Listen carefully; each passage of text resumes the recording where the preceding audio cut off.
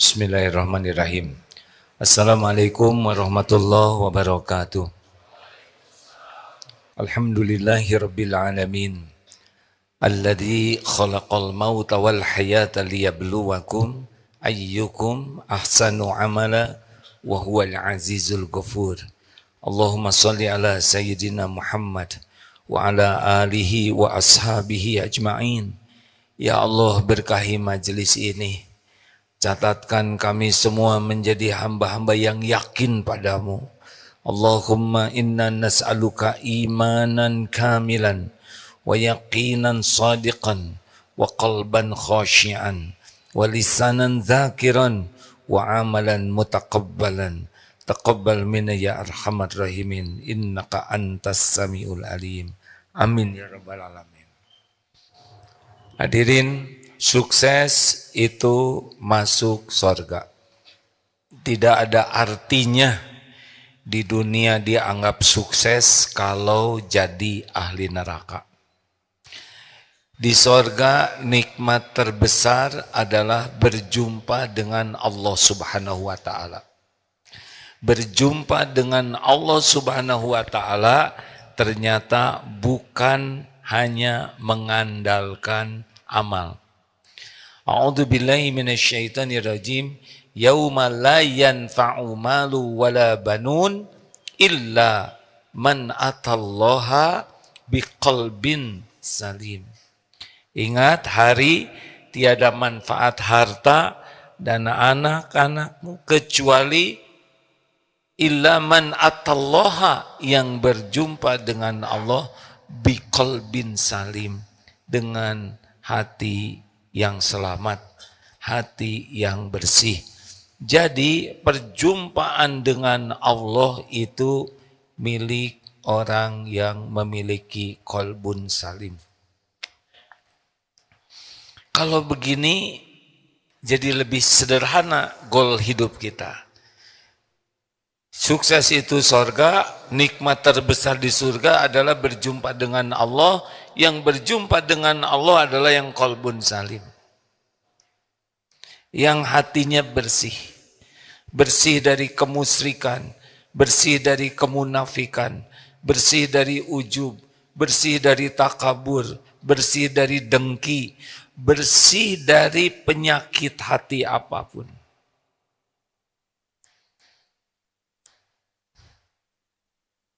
Kita disuruh mencari ilmu. Jadi seperti apa nih yang berilmu di antara kita di Darut Tauhid ini? Apakah yang paling banyak hafalannya? Apakah yang berilmu itu yang paling panjang gelarnya? Atau yang disebut ustadz, kiai? Sepengetahuan saya, yang berilmu itu yang dengan ilmunya hatinya jadi bersih, dengan ilmunya amalnya diterima. Ilmu seseorang alat ukurnya adalah kebersihan hatinya dan amalnya.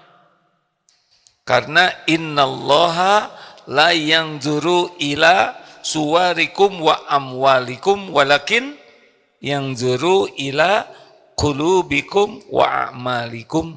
Sesungguhnya Allah tidak melihat rupa dan hartamu, tapi Allah melihat hati dan amalmu.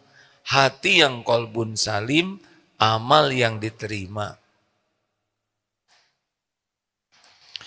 Jadi, kalau kita berada di pesantren, kuliah, menghafal Quran, ya tadilah, yang sukses itu yang hatinya jadi bersih. Pertanyaan, kenapa banyak yang belajar agama, tapi kelakuannya tidak sebanding dengan ilmunya?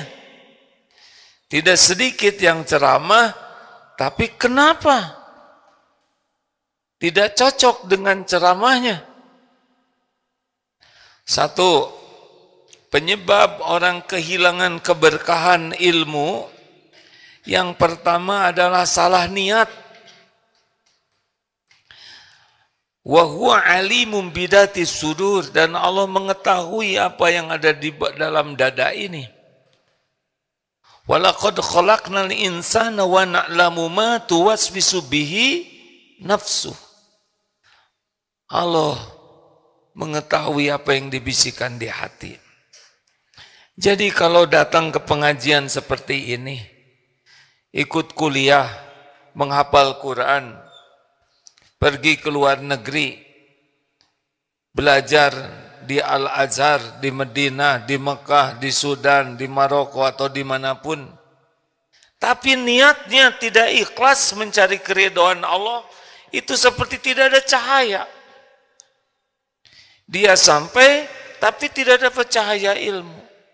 Karena cahaya ilmu hanya diberikan oleh Allah bagi orang yang inna sholati wa nusuki wa mahyaya wa mamati lillahi rabbil alamin. Termasuk di Darut Tauhid ini. Orang yang paling ikhlas walaupun ilmunya sedikit, paling penuh cahaya pertolongan Allah. Walaupun gelarnya panjang, kuliah ke sana sini, menghafal, tapi kalau niatnya hanya cari penilaian makhluk, ingin dianggap pintar, ingin bisa berdebat, ingin dianggap bergelarnya lulusan agama dalam dan luar negeri, ingin penghasilan, ingin diakui, selesai itu ilmu. Allah tahu setiap hati. Yang menentukan bisa jadi amal itu adalah Allah. Dan Allah tahu niat setiap orang. Allah tahu ini belajar bukan nyari ridho Allah. Selesai. Maka ilmu meluruskan niat ini bukan sembarangan. Itu kunci yang menentukan. Dua, kenapa orang mencari ilmu tapi kelakuannya tidak berubah? Padahal dia di masjid, padahal dia bagian Baitul Quran, padahal dia di lembaga amil di Lajnah Syariah. Kenapa? Yang kedua adalah dia tidak menggunakan adab dalam mencari ilmu. Karena adab dulu, baru ilmu. Siapa? Imam Ibnu Mubarak, 30 tahun belajar adab, 20 tahun belajar ilmu. Orang kalau tidak pakai adab, adab itu penampakan luarnya, ya. Rasa hormat kepada ilmu. Lihat para ulama terdahulu, mau mengajar itu dandan, mandi dulu, pakai pengharuman, pakai harum, karena menghormati ilmu. Bertemu dengan guru, jaga adab. Bahkan siapa Imam Syafi'i membuka bukunya saja di depan gurunya pakai adab. Banyak orang yang tidak menggunakan adab. Itu kehilangan barokah ilmu. Kita tidak niat untuk memperlakukan guru itu berlebihan. Tetapi nyatanya Allah menitipkan ilmu lewat guru. Ayah membanting tulang, memberi makanan lahir, guru memberi makanan hati. Maka orang-orang yang kurang menjaga adab, gak barokah tuh ilmunya. Mungkin ilmunya banyak, hafalannya banyak, ceramahnya juga banyak. 3, ilusi ilmu. Apa ilusi ilmu? Jadi dia merasa dengan tahu itu dia sudah beramal. Dia tahu senyum, dia merasa sudah senyum. Dia belajar ilmu tahajud, dia mengajarkan tahajud, dia merasa sudah tahajud. Dia mengatakan, ayo bangun ukhuwah Islamiyah, dia merasa dia sudah membangun ukhuwah. Ini tertipu.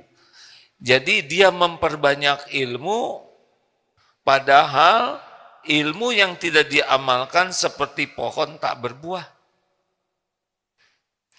Bahkan ada lagi yang mengatakan ilmu yang tidak diamalkan seperti makanan dikumpulkan tapi tidak dimakan. Jadi busuk. Ilmu itu jadi cahaya kalau diamalkan, kalau tidak diamalkan jadi beban. Orang yang tidak sibuk mengamalkan ilmu seperti keledai bawa buku. Bukunya manfaat tapi bagi keledai cuma jadi beban. Dunia akhirat. Karena orang berilmu yang tidak mengamalkan lebih hina daripada yang tidak berilmu tidak mengamalkan. Dia tidak tahu tentang ke masjid. Dia tahu ke masjid tapi tidak ke masjid sudah beda.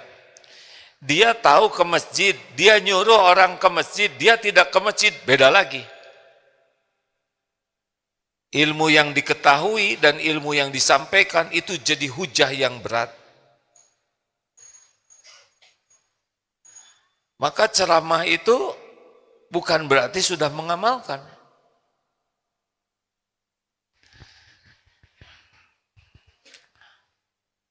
Satu, salah niat. Dua, tidak serius menggunakan adab sebagai alas untuk mencari ilmu. Yang ketiga, ilusi ilmu. Banyak ke pengajian, sering. Tapi ya targetnya hanya mau tahu. Bukan untuk mengamalkan. Jadi pulang dari pengajian tidak mengamalkan, dia tidak terbebani. Harusnya setiap pulang pengajian ini ada satu yang bekal dipegang. 1, 2, atau 3 yang setiap pengajian itu berubah dirinya. Bukan datang terus, datang lagi, tapi tidak ada yang berubah. Dia sibuk untuk berdebat, tapi tidak mengamalkan. 4, dia tidak bermujahadah untuk membersihkan hati. Karena nambah ilmu itu bisa nambah ujub. Nambah ilmu itu bisa nambah sombong. Kurang bagaimana berilmunya iblis. Iblis lebih duluan diciptakan oleh Allah. Lebih duluan kenal kepada Allah. Lebih duluan taat kepada Allah. Allah menguji dengan Allah ciptakan Adam alaihissalam. Iblis tidak bisa menahan dirinya dari ujub. Ana khairu minhu. Aku lebih baik dari dia. Aku diciptakan dari api, Adam dari tanah. Aba wastakbaro. Iblis enggan dan takabur. Menganggap remeh. Jadi ilmu dan amal itu harus didampingi mujahadah membersihkan hati. Kalau tidak punya program bermujahadah membersihkan hati, itu ilmu dan amal jadi penyakit. Ujian ilmu itu, amal juga ujian, baru lulus kalau ilmu dan amal hatinya jadi bersih. Maka hati-hati hadirin, wisuda itu bisa babak baru ujub, babak baru takabur. Wisuda para penghafal Quran itu berat sekali itu. Karena menghafal Quran belum tentu mungkin. Menghafal Quran, hafal 30 juz itu baik, tapi belum tentu paham. Menghafal Quran, paham, belum tentu mengamalkan. Menghafal Quran, paham, mungkin mengamalkan, belum tentu ikhlas. Jadi masih panjang ceritanya. Sudah diwisuda, maka tolong nanti wisuda Baitul Quran lebih hati-hati. Jangan sampai wisuda itu malah nambah penyakit hati. Rasa syukur bagus, tapi jangan sampai wisuda itu malah jadi ujub, merasa diri beda dari yang lain.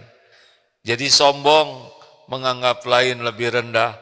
Bahkan imam di masjidnya juga jadi lebih hina, gara-gara ada beberapa ayat yang salah, padahal tidak salah, hanya ilmunya belum sampai. Hati-hati. Lebih repot lagi, anak yang diwisuda, ibunya yang sombong. Nah, ini lebih kacau. Lebih parah lagi, bapaknya ikut sombong. Padahal Iqra juga baru jilid 1. Jadi wisuda itu harus dikemas dengan sangat hati-hati, sehingga niat bersyukurnya benar-benar syukuran. Jangan sampai wisuda itu jadi takaburan atau ujuban.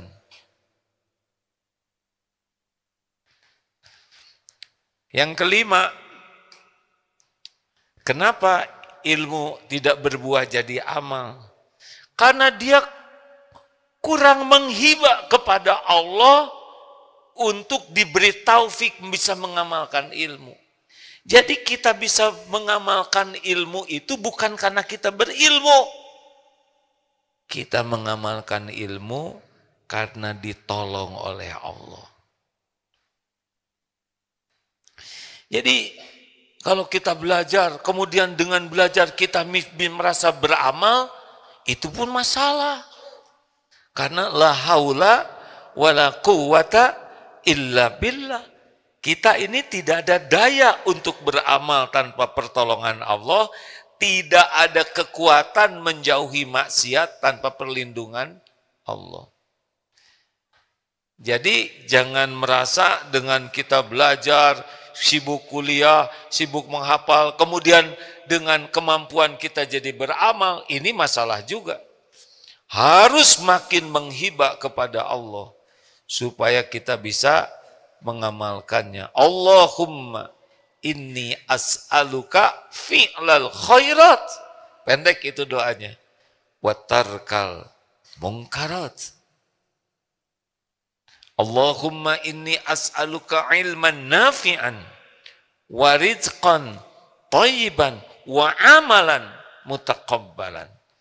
Jadi kita harus menghibah nih. Selain meminta ilmu, minta bisa mengamalkan ilmu dan diterima oleh Allah. Jadi tidak selesai hanya dengan rajin belajar.